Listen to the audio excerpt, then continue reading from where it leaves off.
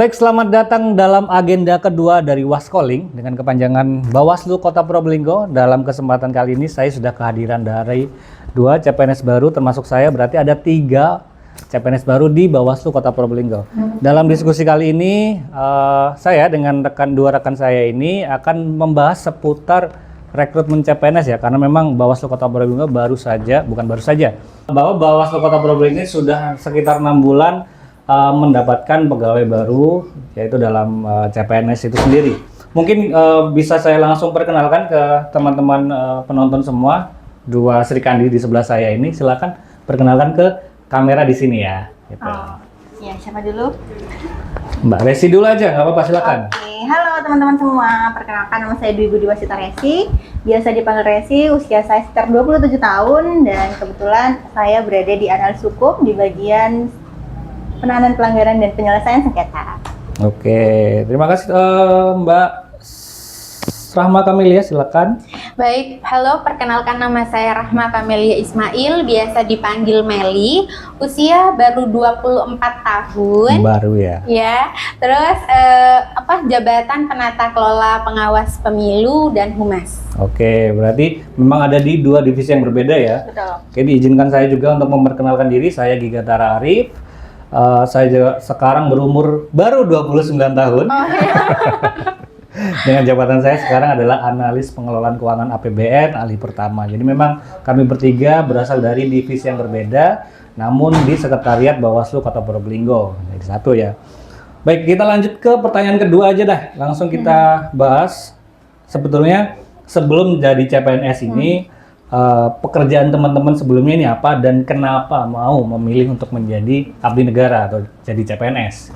Silakan dijelaskan dari Mbak Meli dulu mungkin. Oke, kalau saya itu sebelumnya pernah ngajar di salah satu SMA swasta di Kabupaten Probolinggo gitu. Memang jurusannya itu dari pendidikan sosiologi, tapi kemarin ada pembukaan CPNS. Kebetulan juga ada jurusan saya di situ, pendidikan sosiologi di penata kelola pengawas pemilu, akhirnya saya daftar. Tapi dari apa yang diajarkan sebagai guru itu ada apa ya? Ada hal yang berkesinambungan nggak dengan apa yang sekarang dikerjakan?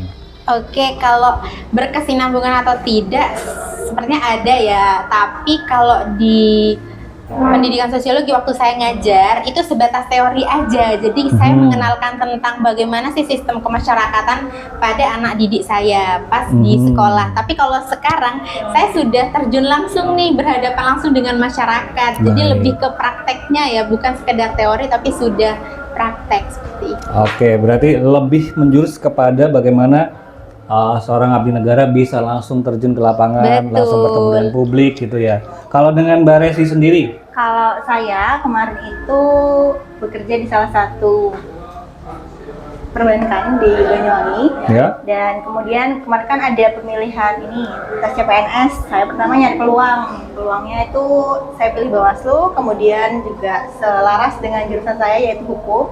Jadi akhirnya saya pilih Bawaslu untuk daftar tes CPNS. Gitu. Oke. Apa yang dikerjakan di sebelum dengan sekarang, apakah bersinambungan apa jauh berbeda nih?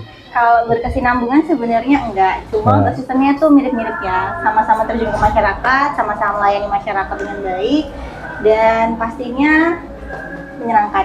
Menyenangkan itu di sebelumnya apa yang sekarang? Dua-duanya menyenangkan. Oh, dua-duanya ada plus-minusnya menyenangkan. dong dua-duanya. Oke.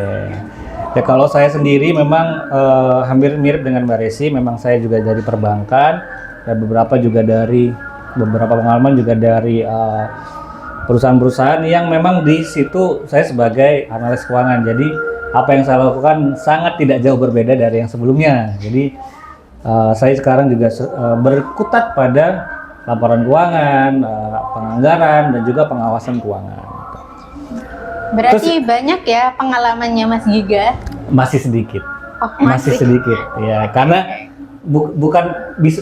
bisa dibilang ada, tapi karena sistem